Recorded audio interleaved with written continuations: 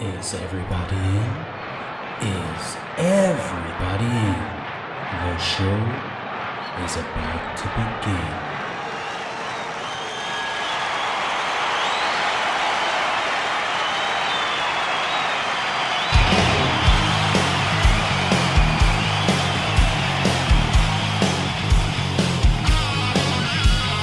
Welcome to the podcast, conscience that made us, interviews and stories, tales from the bus. We love taking you back to when it all went down, the greatest live shows and that cheering crowd sound. It's concerts that made us, concertsthatmadeus.com.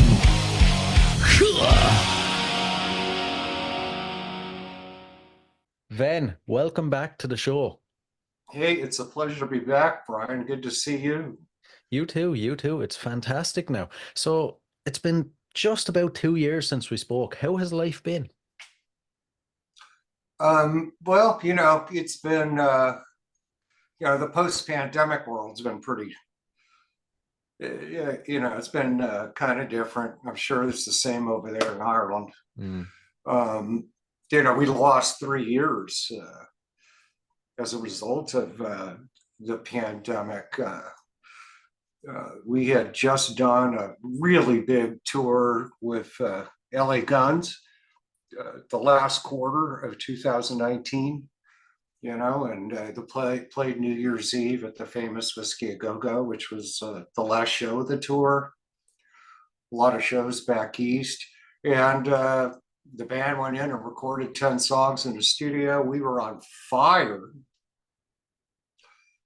We did that in January of 2020, and then, February 17th, everything just shut down, and that was it. So we played our first show in 3 years at the Whiskey A Go-Go in August 2021.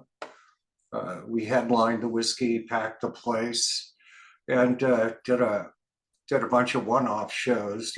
At the time, we were signed to Pavement Entertainment, in our last EP, Purgatory Awaits, had released in February 2022. So we did a lot of one-off shows, and because of the pandemic, so many bands were touring, and the competition was so intense, from the loss of money, that we didn't really get to tour behind the record until last summer. We did a real nice Midwestern tour with Buck Cherry, who we toured with in Europe way back in 2014. So it was nice to reunite with those guys, and that was a great tour. And then I opted out of my option with Pavement and signed with the new record company, Wake Up Music Rocks, and the great Pepper Gomez. And we went to Nashville and had phenom producer Malcolm Springer, Tantric, Matchbox 20, Collective Soul, over 20 Platinum Ring. He produced the new EP, which is called Sip the Cup. And you're probably aware that the music video for that released on February 17th. I think it's over 320,000 views today. Oh, man. And, after 2 weeks on radio, we were at 46 last week on the SMR Top 50 chart, which comes out on Tuesdays. So in about 2.5 hours, I'll see how far we moved up. So that's pretty much a quick recap of what's going on. Nice. You mentioned the upcoming EP. You recently released as well the single "Sip the Cup." That is one hell of a track. It's a great follow-up to Purgatory Awaits. Tell us about the track. Where did the inspiration come from? What's it about? It's really funny because crazy things can happen, with songs. Usually when I write lyrics, I email them to Jason Womack, who plays guitar and does backing vocals, and he writes the music. I write the lyrics. and I save it. I guess we were on tour, and I had sent him some lyrics, but I didn't email him. I just kind of texted it to him, and he was about to throw away this phone and looked at it. He saw the lyrics, and that became Hang the Predator, which won best best rock and hard rock song that year, which I think was 2016. And something kind of similar happened with Sip the Cup. Um, sometimes we just get together in the studio and write from scratch. Sometimes I send him lyrics. He writes music to the lyrics. Sometimes he sends me music and I write lyrics to the music. And with Sip the Cup, that was the case. The pace of the song, it took me a little while to figure out the right words for it. And then, we had a lot of riots in LA after the pandemic, and then, with Russia invading Ukraine. And so Sip the Cup is basically three subjects altogether. It's the comparison of ancient war, ancient battles, and how horrific that was in a very different way than modern warfare or modern weapons. And it's also about reincarnation. So if you watch the music video, most of it is artificial intelligence. Although there'll be times where it kind of looks like me, but it's not. It's AI. Oh. And it's kind of a different person with a similar look to me. It's because you got from the hook, can't use me in your schemes, repeating all these things as different beings. And so, I kind of feel like this is my first life on Earth where I haven't had to participate in war. And that in most of my past lives, whether you believe in that or not, I do. I was a warrior, and I kind of really, so I was kind of talking about being reincarnated over so many different centuries and thousands of years, and participating in a lot of ancient battles. So those are kind of the three subject matters of it. Right. I find that fascinating. I kind of believe in reincarnation and past lives as well. I've always thought to myself, I'd love to find out what my past lives were, see if there was anything cool. But I have to say as well, you really kind of hit the potluck with this one, coming back as like a rock star. Well, thank you. You could call me that. I'm too humble to do so. Yeah. The new EP is called Sip the Cup. And the first single that you're referring to is the title track, Sip the Cup. It's a 6-song EP. And I think it's the best music we've ever put out there. And I think it's a combination of, between March 17, 2020, when everything shut down from the pandemic, and January of 2023, Jason and I wrote and recorded over 65 demos. Oh, man. And 6 of those songs did make it to Purgatory Awaits. Actually 4, 2 were pre-recorded. Interesting story there. My drummer's French, and they wouldn't let him leave the country when we got signed in April 2021 to Pavement. So my friend Stephen Perkins, the drummer from Jane's Addiction, actually drummed 4 of those. On that particular record. But Jason unfortunately got diagnosed. We played Vegas in April last year. And then all the guys went back to LA. I moved to Las Vegas in January of 2023. LA's just become pretty difficult to live in. I've heard that. So the band went home, and about 3 days later, he called me and told me he'd been diagnosed with colon cancer. Oh my God. Yeah, stage 3. So he's gone through 2 surgeries, and now he's 2 weeks on, 2 weeks off of tremendous chemotherapy. So he did not tour with us. We brought in Edgar Nieto, who's a childhood friend of our bass guitarist, Gabe Masca, both from Rio de Janeiro, Brazil. I had an international band. I had two guys from Rio de Janeiro.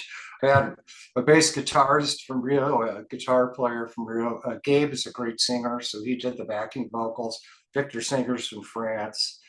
And the tour went very well, but Jason's produced everything we've done. And because of the health situation, we brought in Malcolm Springer in Nashville, and he pretty much used real big name musicians there to record our music. And I flew back there for a week and did the vocals there with him. Jason's great, but you don't represent yourself in court as a lawyer. You get a lawyer. A heart surgeon isn't going to perform surgery on themselves. And I think Jason's done a great job with her past music, although with a producer with 20 multi-platinum records, I think Malcolm really had a vision and took it to a level we've never achieved before, because Show Me was a great music video, and that hit 243,000 views total, and in less than 2 months, in really 2 months, this music video has exceeded 320,000 views, and the streaming numbers are through the roof on it. So I think that substantiates the difference between stepping back from your music and allowing an independent third-party producer and another set of ears to work on it. And our manager has been trying to get us to do it for years. So, God works in mysterious ways. So I'm really proud of it. I mean, I think Sip the Cup was the last song I thought would be the first single. Right, really? We sent all the demos to the radio promoter, and he picked what's going to actually be. Well, he picked Cross the Line and Hear 'Em Scream. So I guess the next single will be Cross the Line. But once we finished recording my vocals with Malcolm, it was pretty obvious that was the track to go with first. But, it's the heaviest track on the record. Right. I have to ask, is there a track on the record then that's maybe a personal favorite, or you have a strong connection to?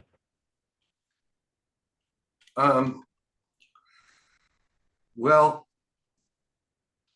Love Dance, which is kind of the ballad of it. They're not going to drop the EP till we have a tour booked, so that'll probably be about in the next 4 to 6 weeks or so. And so there's been some pretty powerful people in the industry that have heard the record. You've heard the whole record. Yeah. Who liked that song. I have a 23-year-old daughter who I raised alone as a single father from the time she was 14 months old. And I wrote that song about her. She's a supermodel. And constantly, living in New York and constantly going between New York, London, Paris, Milan. And, she's just a heartbreaker. Boyfriends don't last very long.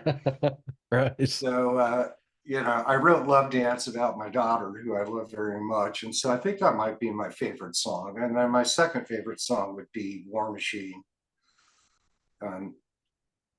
Because I usually take a shot at tyranny, and I'm very anti-war. And I'm not a political person, but under 4 years of Donald Trump as our president, it was the first time in decades there were no wars we were involved in. Yeah. And then, with Joe Biden, we have this terrible invasion of Russia of Ukraine. And I have many Russian and Ukrainian friends. So that moved me to write War Machine, because it's just about the money. Can you imagine the billions or trillions of dollars from the industrial complex that was not earned over 4 years under Donald Trump. And boy, they're really making up for it now. Yeah. Yeah, exactly. I Exactly. think war is just all about money, I Hmm. think. Yeah. Yeah. Do you think they'll, side note now, not connected to the music, but do you think they'll let him get back in this time? That's a really good question. Um, the American people are really suffering, you know, um, and me included. It's like, unless you're super, super rich, because the inflation is horrible here. The cost of living um, is just gone through the roof. The cost of gasoline has doubled, some states tripled. The cost of food is just gone through the roof. People are really suffering. And we have wars, I mean, China's threatening Taiwan, Russia's invaded Ukraine, Hamas attacked Israel. Uh, what's going on politically is kind of terrible. Our southern border is wide open. Probably 15 million people have come in. Venezuelan gangs. We're getting a lot of young women raped and murdered. I mean, as young as 12, 14 years old. Oh, God. And I just think the world is very unsafe. If they don't rig the election, I think Trump probably would win. I think it's obvious that Joe Biden is mentally not competent to be president of the United States. Um, and the Democratic Party seemed to have gone very progressive and far left here. Very socialist communist. And I think the American people are done with that. I'm not a Republican or a Democrat. I'm an American. I'm registered as an independent. Although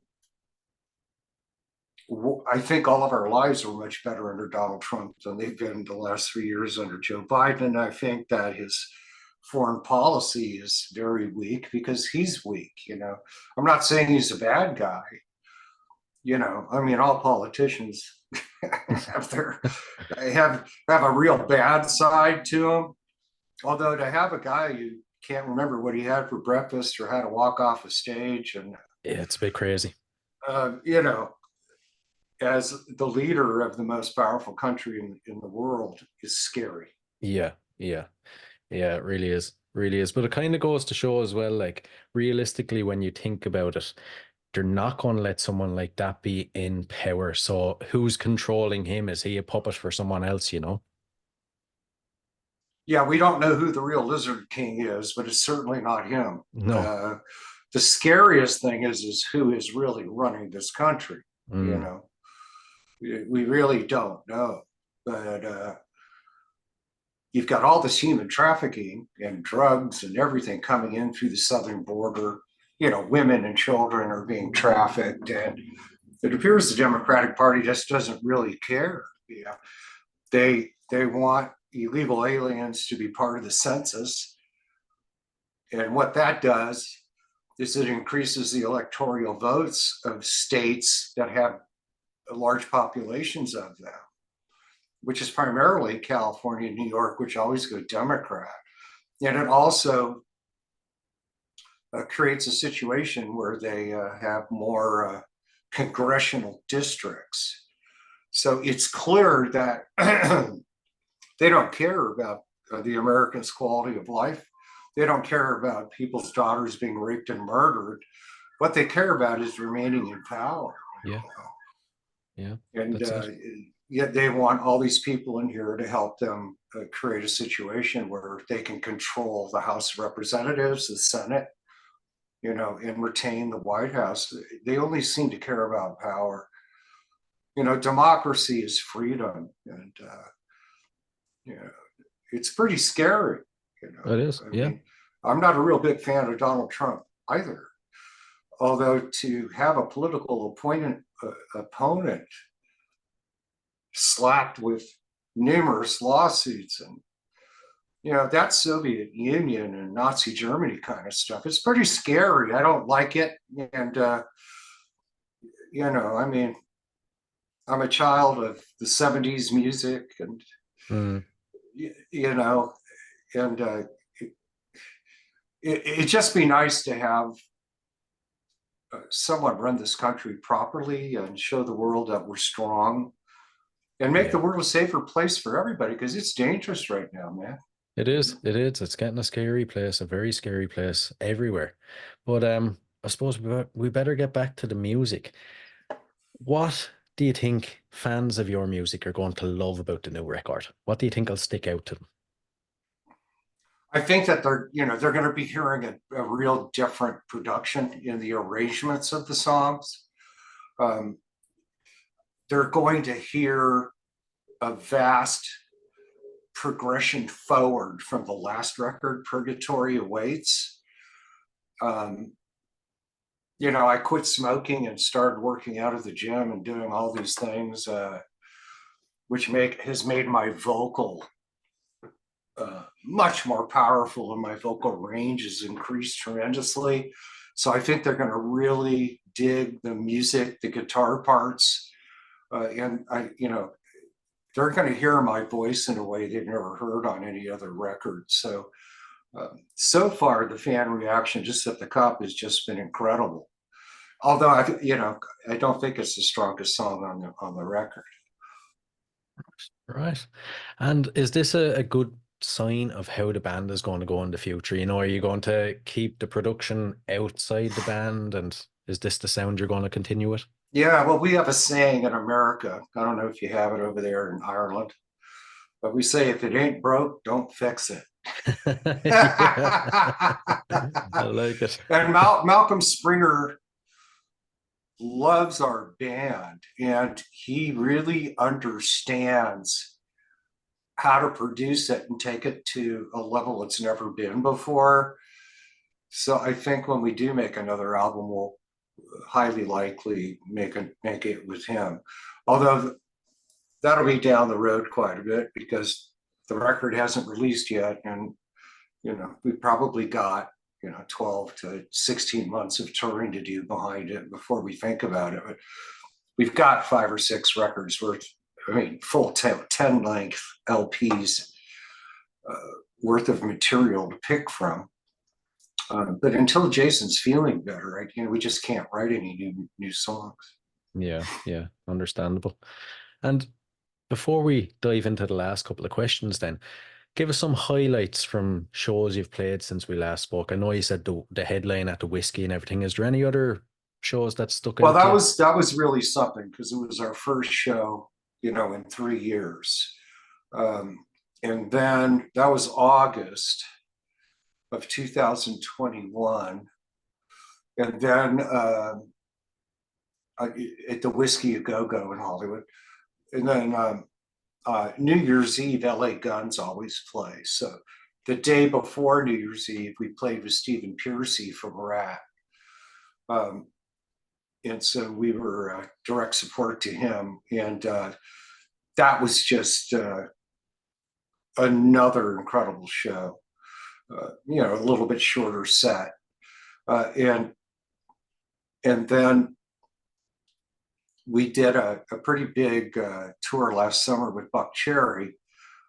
And I'd never really played in Arkansas. And we had a show in Fort Smith, Arkansas. Right. And it was funny because I thought the 2 shows near Chicago would be really big, but they didn't turn out to be what I thought they'd be. Although the fans in Fort Smith, Arkansas, we played a big theater there. It was absolutely packed. And it was just us and Buck Cherry for that show. Oh, Some of the shows, there was the third band, but not for that show. They were going crazy, when our tour manager went out on stage to make sure my mic was right and all, they were just going completely nuts. And it renewed my faith in American rock fans. It was just absolutely incredible. And when we took the stage, it was 45 minutes of the most incredible, mind-boggling energy I've experienced in a long, long time. The other show, you'd have to go all the way back to 2014 when we played Alcatraz in Milan. It was a Sunday.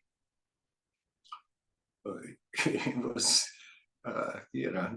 like December or January or something. And yeah, I guess the tour started in December 2013, ended in January 2014. So it was cold and it was snowing.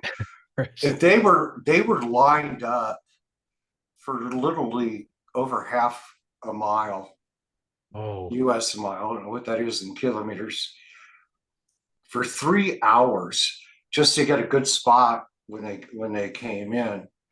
And it was us and Hardcore Superstar from Sweden and Buck Cherry on that tour. And Hardcore Superstar is a great live band.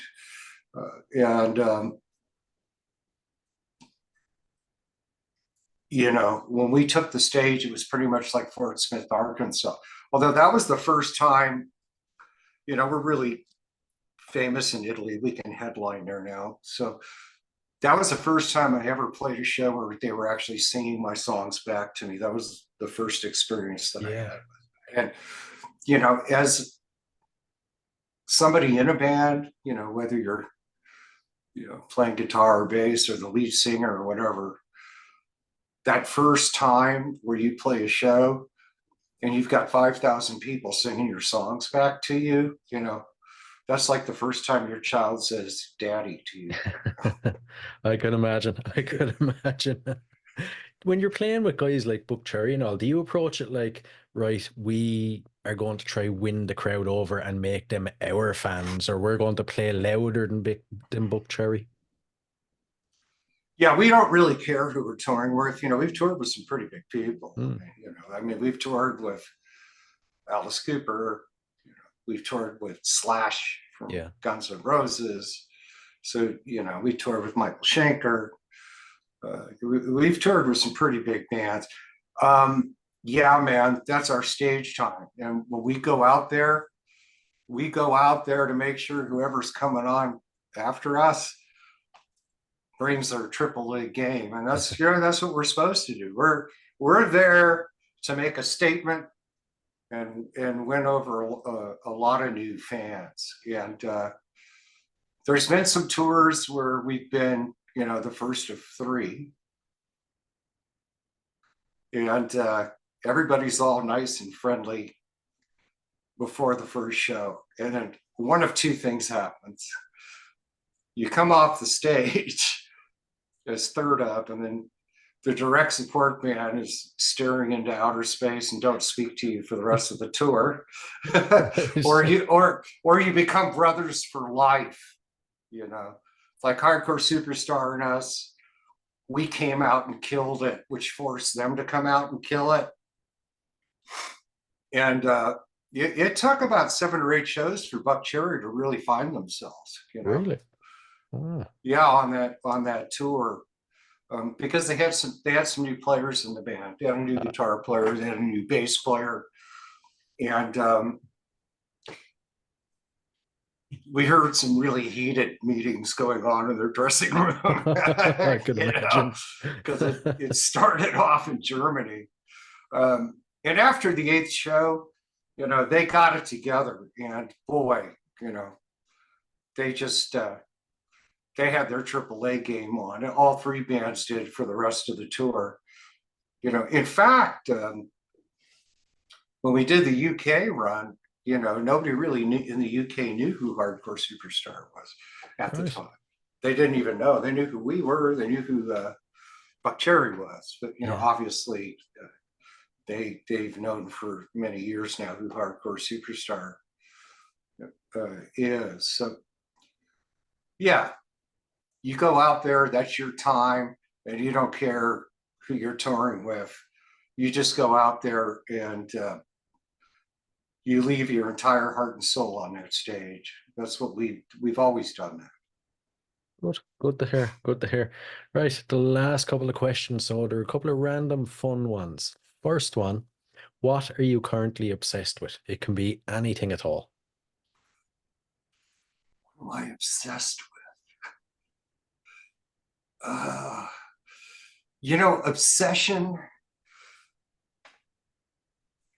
I don't know if I'm someone who ever gets obsessed with anything. Right. What I'm most excited about is who we're going to end up touring with Right. and getting back out on the road. And hopefully have Jason back for that. We'll keep Edgard and go from a 4-piece to a 5-piece and have 2 guitars.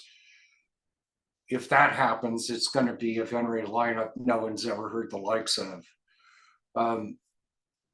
And so if I'm obsessed with the excitement of touring behind this new EP, because we're going to play 4 of the 6 songs of this. We're going to play 2 from the last record, and then probably 4 or 5 of our hits from the 4 previous independent releases.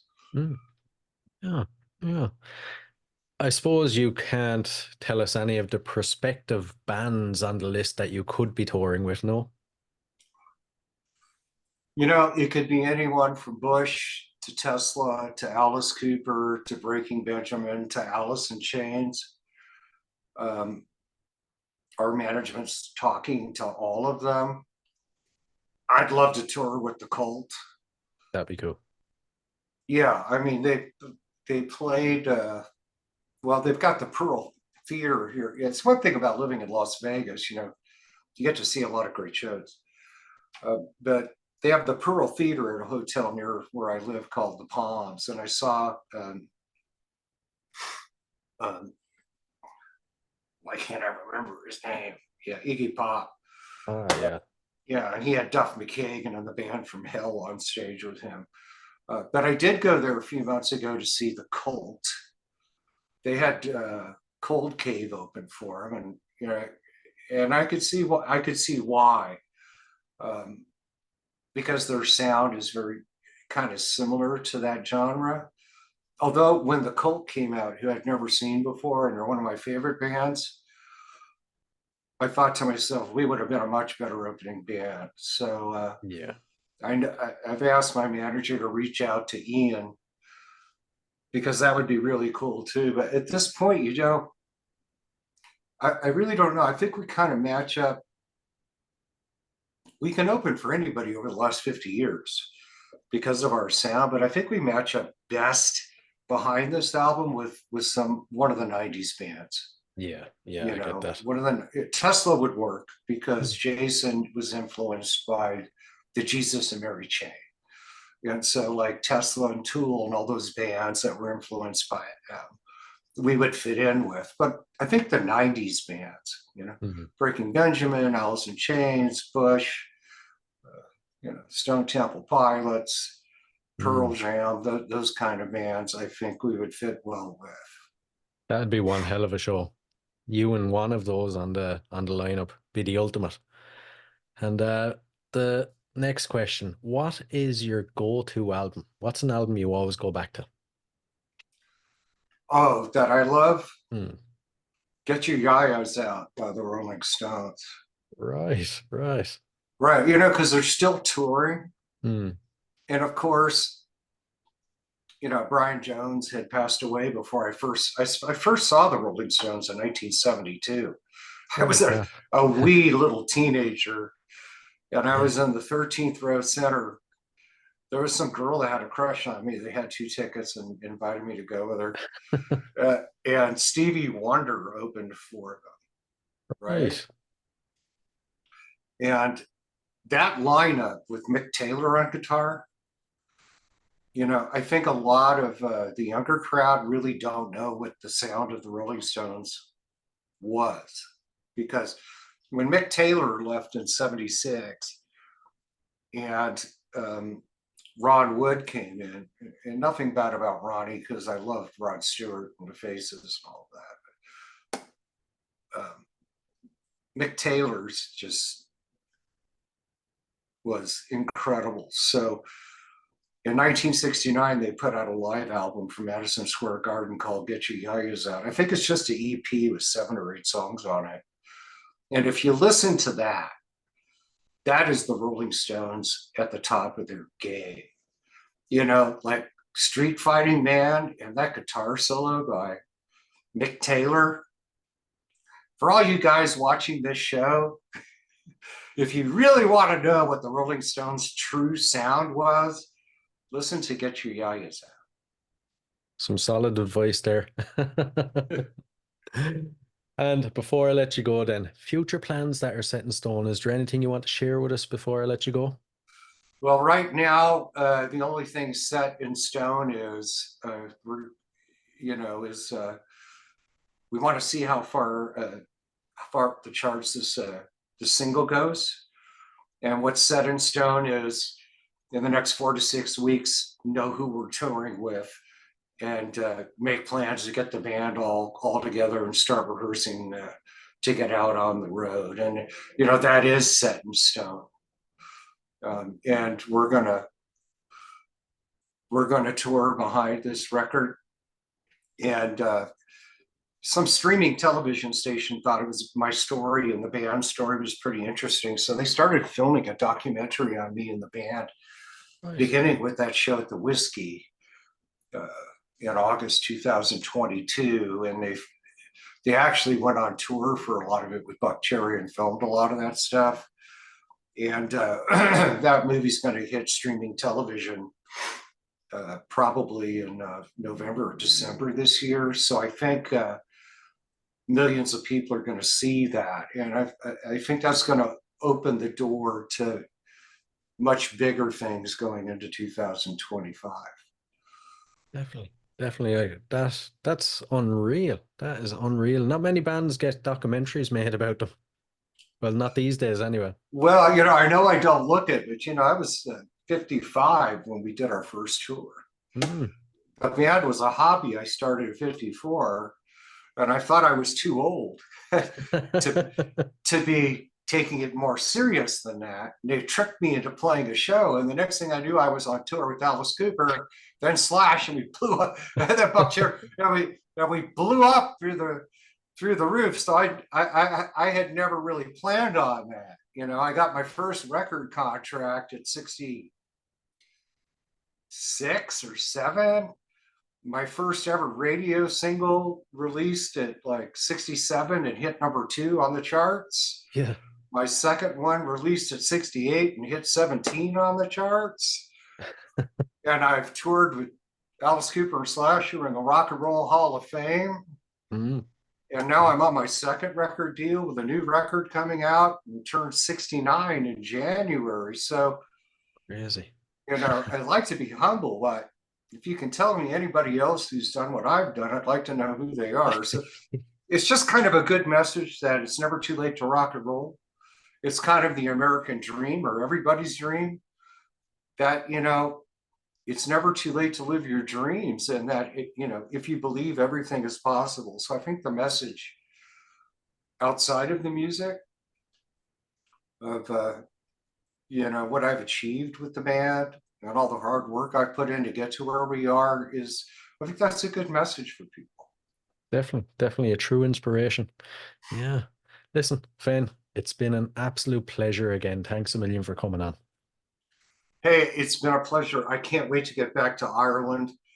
We'll be playing in Dublin next year, or maybe even the end of this year. So I got to see you in Dublin, and we'll have a few pints together, and you can check us out live.